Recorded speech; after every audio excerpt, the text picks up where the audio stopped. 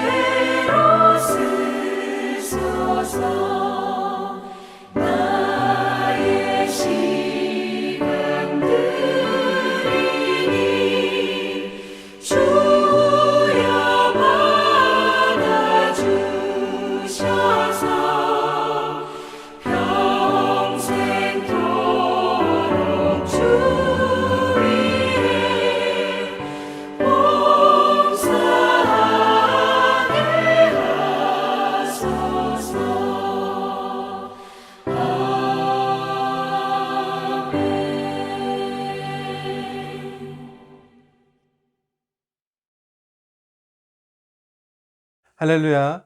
오늘은 순종의 제사를 드리자 라는 제목으로 하나님의 말씀 함께 나누도록 하겠습니다. 예수님께서는 말씀에 너희는 먼저 그의 나라와 그의 의를 구하라.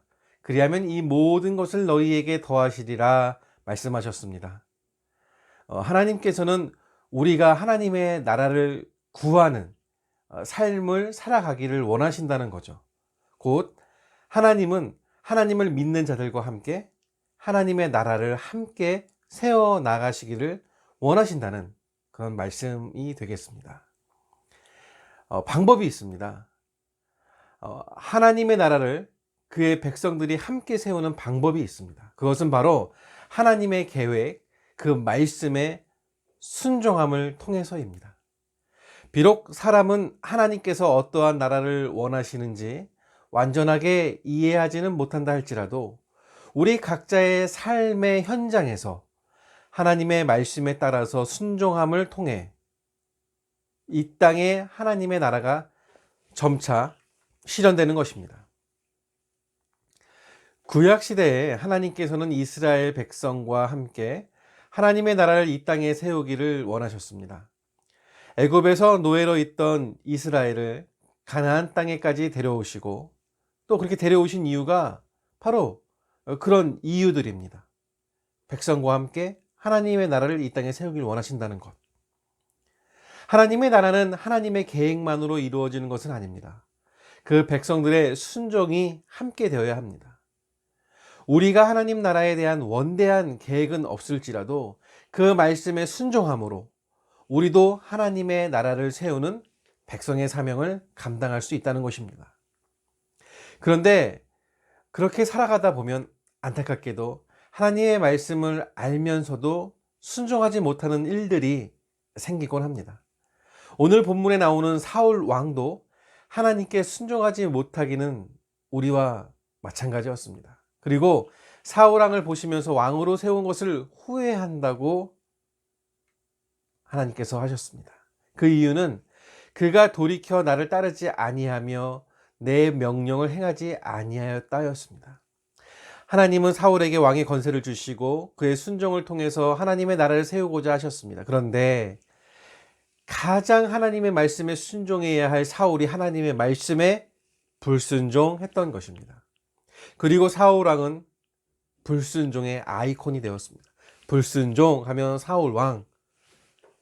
사울 왕이 하나님께 후회하게 만들고 버림받기 위해서 일부러 불순종을 한 것은 아니었습니다.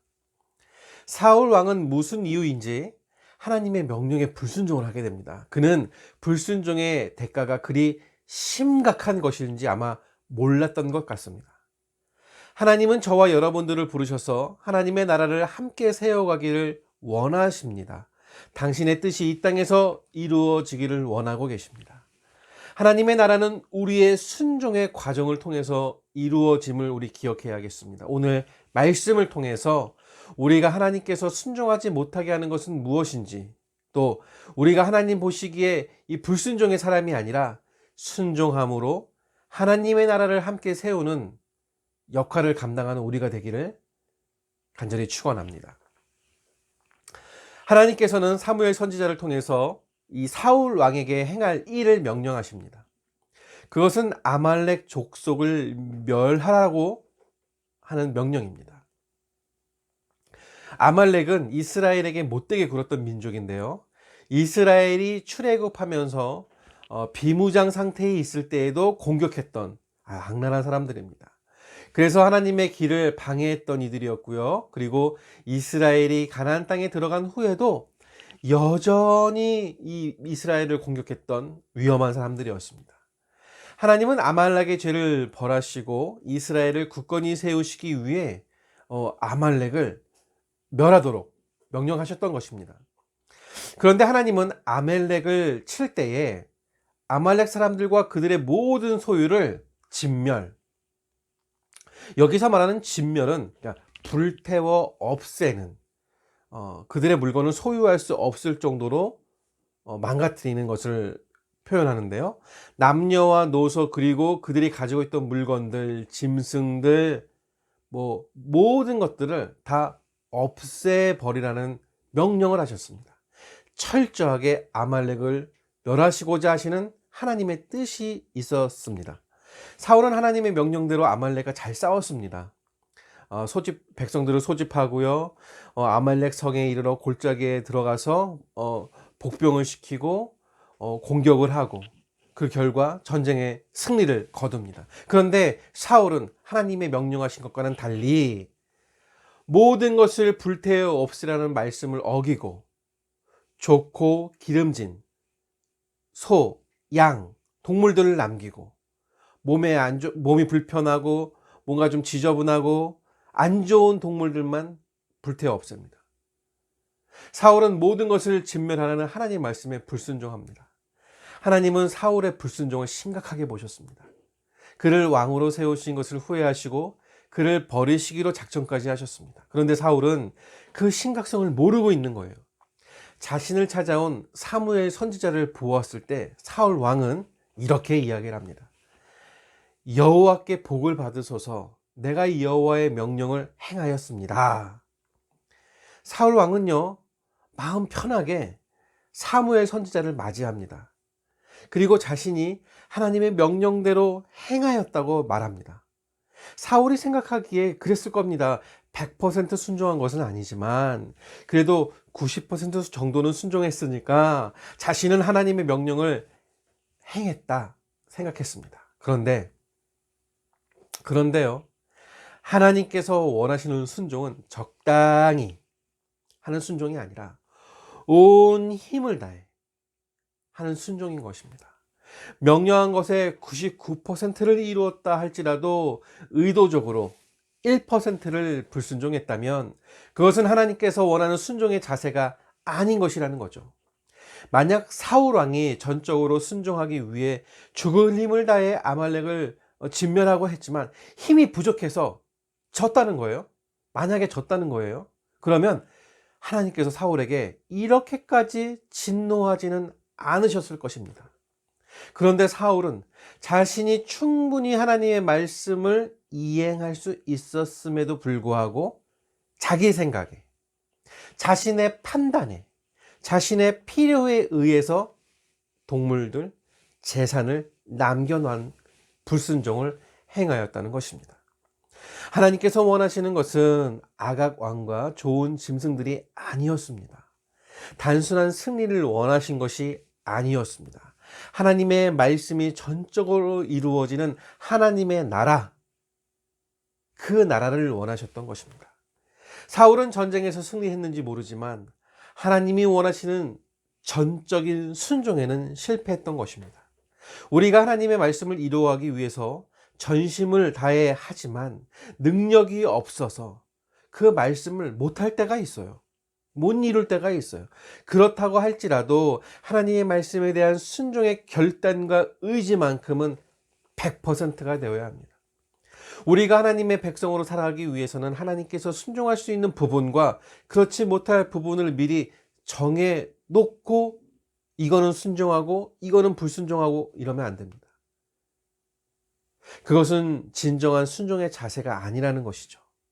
적당한 순종 없다는 것입니다.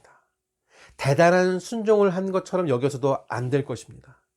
사울은 하나님께서 충분히 당신의 명령을 이행할 수 있도록 힘을 주셨는데 의도적으로 하지 않았던 사울의 행동을 불순종으로 여기셨고 진노하셨습니다.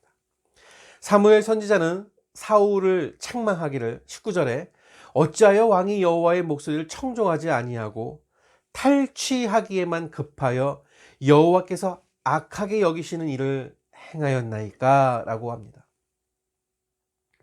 사울은 하나님의 말씀에 순종해서 다 진멸하고 싶은데 진멸하기엔 너무 아까운 것들이 있는 거예요. 그런 것들이 눈에 보이는 거예요. 죄가 그렇습니다. 죄가 그래요. 이상하게 하지 말라는 것만 보게 되고 하지 말라는 것만 행하게 돼요. 이것을 살려서 가지고 가면 참 좋은데 이것을 데려다가 우리 이스라엘 백성들에게 갖다 주면 참 좋을 텐데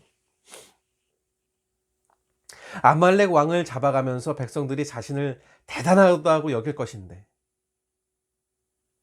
그리고 좋은 짐승들을 가지고 가면 사람들이 야, 사울 왕이 우리를 생각해서 이렇게 좋은 동물들을 건강한 동물들을 갖고 올 것 같다. 그렇게 생각을 했다는 것이죠. 그러나 자신에게 유익한 좋은 것들은 보고서 그것을 취하고 싶은 마음이 아마 마음속에서 있었던 것 같습니다. 여러분, 그렇지만 사실 이 전쟁의 중요한 이유는 상대방의 것을 빼앗기 위한 것이 맞습니다. 사실은 전쟁을 통해서 상대 나라의 영토를 차지하고 사람과 물건들, 짐승들을 약탈하여서 자기 것으로 삼고 자신의 노예로 삼았던 것이 이 시대의 전쟁의 이유이기도 했습니다. 사무엘은 이러한 사울의 행동이 탈취하게만 급한 행동이었다고 책망합니다. 하나님께서 원하시는 것은 전면을 원하셨는데 좋은 것을 타라해서 탐취하는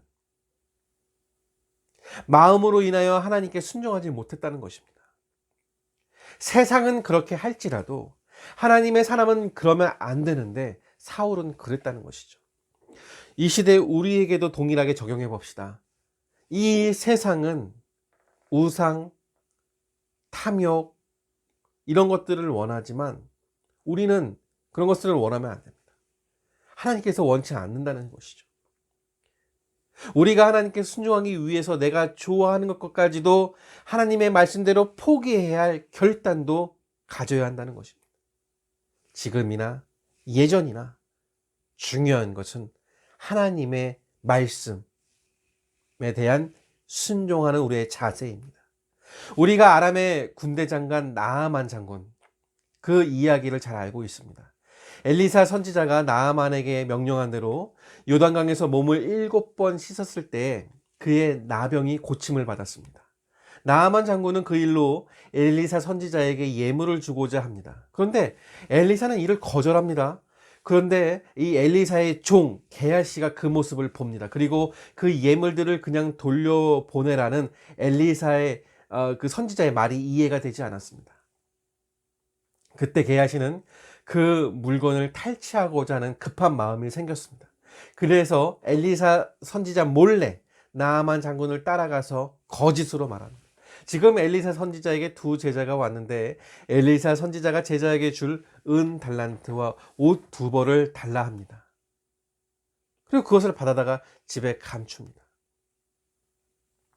좋은 것을 버리지 못하고 취하려고 하는 탈취의 마음이 그로 범죄케 하였고 그 일로 인해서 게하시는 징벌을 받아 나병이 발하여 그의 살이 썩어 문드러졌다는 말씀이 있습니다. 순종은 내가 아무리 좋아 보이는 것이 있다 할지라도 하나님께서 버리라고 하시면 포기할 수 있는 그런 마음이 있어야 합니다. 우리가 포기하기 어려운 가치 있는 사람이나 물건, 어떤 조건들이 있을까요? 그것이 아무리 좋아 보인다 할지라도 주님의 일을 방해하고 주일 성수를 막고 하나님과의 관계에 벽을 만들어 버리는 그런 것들이라면 하나님의 말씀을 따르기 위해 과감히 버려야 한다는 것이죠. 포기해야 한다는 것이죠. 그것이 순종의 자세라는 것이죠. 하나님께서 그걸 원하신다는 것입니다. 말씀을 통해 우리가 생각해 볼 수 있는 불순종, 그러니까 하나님에 대한 순종을 어렵게 만드는 것은 자신을 보는 또 다른 사람의 시선에 얽매여 있을 때에 있습니다. 사울은 사무엘 선지자의 질책에 자신을 변호합니다. 자신은 여호와의 목소리를 청종하여 여호와께로 보내신 길로 가서 아말렉 왕 아각을 끌어왔고 다른 이들은 전멸해서 다 죽였어요. 그런데 문제는 그 백성들이 그 마땅히 멸할 것 중에서 가장 좋은 것으로 길갈에서 당신의 하나님 여호와께 제사한다고 해서 양과 소를 끌고 왔다는 겁니다. 사무엘상 15장 24절의 내용입니다. 사울이 사무엘에게 이르되 내가 범죄하였나이다. 내가 여호와의 명령과 당신의 말씀을 어긴 것은 내가 백성을 두려워하여서, 백성을 핑계대는 거죠. 그들의 말을 청종하였습니다. 그러니까 하나님의 말씀이 있었는데도 백성이 두려웠대요. 그래서 백성이 이야기를 들었대요. 사울은 그가 끌고 온 것이 마땅히 멸할 것이라는 것을 알고 있다고 말했습니다. 하지만 사람들이 그것을 멸하지 말고 제사의 제물로 사용하자 말을 했고 그 말을 따랐다는 것입니다. 사울은 하나님의 명령보다 사람들이 원하는 것을 들어주고자 했던 것입니다. 왜 그랬을까요? 인기, 인정, 시선, 그렇죠? 그것이 사울의 마음에 있었습니다. 30절입니다. 사울이 이르되 내가 범죄하였을지라도 이제 청하옵나니 내 백성의 장로들 앞과 이스라엘 앞에서 나를 높여 주소서. 여호와께 경배하게 해 주소서. 하나님의 말씀에 순종하지 못한 것에 책망을 받는 상황에서 그래도 백성 앞에서 자신을 높여주세요. 나 인정해 주세요. 부탁하는 겁니다. 그러니까 하나님과 거래를 하고 있습니다. 사울은 하나님의 명령을 따르기 위해서 자신이 낮아지는 것까지도 감수해야 하는 존재인데 도리어 백성들에게 인정받고 높임받고자 하나님의 말씀에 불순종하는 일들을 행하게 된 것입니다. 하나님께 순종하는 것은 다른 사람들로부터 인정함을 받지 못하는 존재가 될 수도 있음을 기억해야 합니다. 자신이 낮아져야 하는 경우를 당하기도 합니다. 그럴 때 우리는 사람보다 하나님께 인정받는 존재로 언젠간 하나님께서 나를 인정해 줄 것이야. 이렇게 우리가 마음속에 결단하며 살아가야 합니다. 하나님의 말씀에 순종하기에 신경 쓰이는 가족이나 친구들, 불편한 시선들이 있을 수 있습니다. 그들에게 인정받고 싶고 높아지고 싶은 마음이 있습니다. 그러나 다른 사람들의 시선이나 그 인정받는 욕구가 나를 자유롭게 하지는 못합니다. 그럴 때 주님의 시선을 의식하며 주님께 더욱 붙들려 순종하는 삶을 살아가는 마음을 우리가 가져야 할 줄 믿습니다. 무엇보다 제사는 하나님에 대한 순종을 가장 기초로 함을 우리가 기억해야겠습니다. 사울은 사무엘이 양과 소를 죽이지 않고 가지고 온 것을 추궁하자 하나님께 좋은 제물을 드리고자 하기 위해서였다고 핑계를 대었습니다. 그때 사무엘은 5장 22절에 이렇게 얘기하죠. 사무엘이 이르되 여호와께서 번제와 다른 제사를 그의 목소리를 청종하는 것을 좋아하신 같이 좋아하시겠나이까? 순종이 제사보다 낫고 듣는 것이 순양의 기름보다 나으니 말씀하십니다. 사무엘은 분명히 이야기합니다. 그러니까 정확히는 하나님께서 사무엘의 입을 통하여서 사울과 세상에 선포하십니다. 순종이 제사보다 낫다. 그것은 제사의 가치가 없다는 것이 아닙니다. 사울이 하나님께 제사를 잘 드리기 위해서 좋은 소와 양을 죽이지 않고 가져왔다 했지만 진정으로 좋은 제사, 하나님께서 기뻐 받으시는 제사는 순종의 삶을 살아갔던 사울, 순종의 삶을 살기 위해 노력했던 이스라엘 백성을 보고 싶어 하셨던 것입니다. 가인과 아벨이 하나님께 제사를 드렸죠. 그런데 하나님께서 받으셨던 것은 아벨의 제사만이 아닙니다.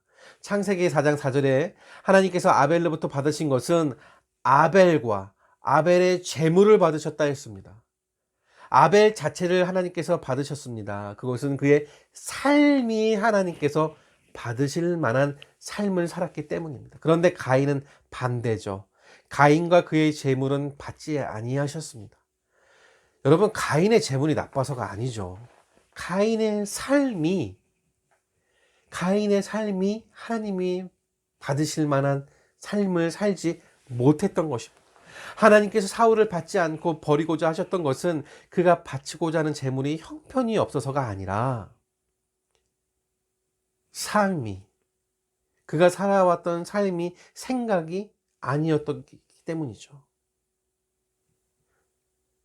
하나님께서 원하시는 건 순종의 삶이었는데 우리가 하나님께서 받으실 만한 제사 또 예배를 드릴 수 있는 것은 제물이 아니라 우리가 평상시에 하나님을 어떻게 생각하고 얼마나 내 마음속에 담고 있는지가 중요하다는 것입니다. 그 어떤 제물보다 우리 자신이 하나님께 순종의 제물이 되고 있는지 우리는 점검해 봐야겠습니다.